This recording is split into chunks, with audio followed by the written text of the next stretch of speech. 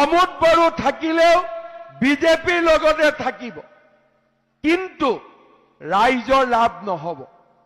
रायजोफोर मोनसे खोथा माने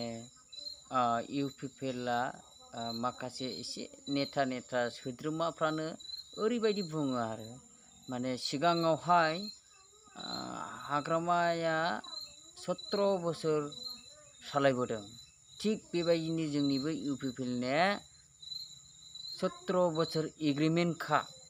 माने 17 बोसोरखौ जेरैखि जाया सरकारखौ दाखागोन जोङो होननानै मानसिखौ बोबाबायो आरोखि किन्तु दा बिदि बोनायाव माने दा जों भिडिअ'खौ नुनो मोनो 17 बोसोरनि एग्रिमेन्टखाब्ला माने दा हेमन्तआ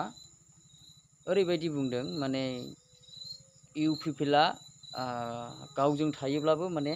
रायजोनि थाखाय जेबो लाबमान जायानो अब्लाथ' हेमन्तआ दिन्थिना होनाय जादों माने इउपिपिएलआ सरकाराव थाङोब्ला एकदम खामानि गैया जेबो माबा गैया इउपिपिएलनावहाय सरकार दायोब्लाबो मोनसे मिजिं आसा माखासे रायजोनि थाखाय सुबिदा बायदि मावनो थाखाय हाया इउपिपिएलआ दा हेमन्तनि मामानि बाथ्राखौ जों खोनानानै नै बेफोरबायदि बुजिनो हायो आरोखि रायजोफोर माने दा जों नैबे इलेक्शननि समाव नैबे जोंनि एमसि एमएलए इलेक्शननि समावहाय माने नैबे बारावहाय माने बिटिसि सरकारखौ माने हाग्रामा सरकारखौ देहा होनांगौआ बिराद गोनां आरोखि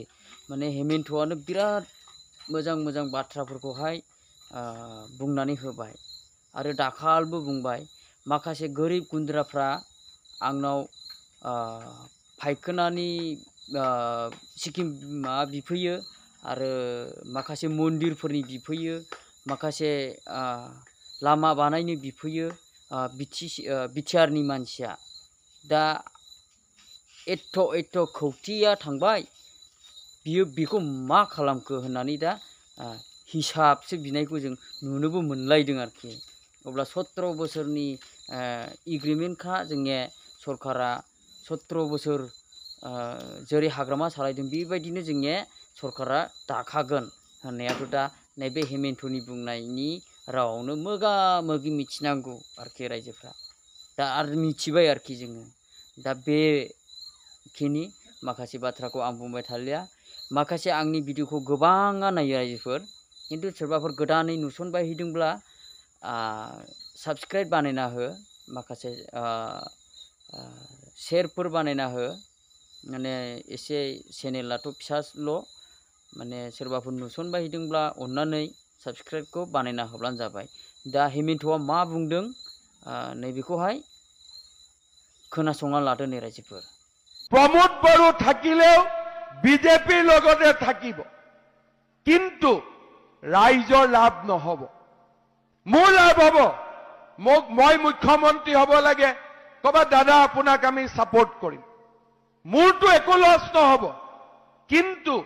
ৰাইজ যেনেকে আছিল তেনেকেই থাকিব ৰাইজৰ কাম নহব সদায় বিটিআৰত আমাৰ মানুহখিনি পিছ পৰি থাকিব লাগিব সেই কাৰণে মোৰ কাৰণে নহয় মানৱৰ কাৰণে নহয়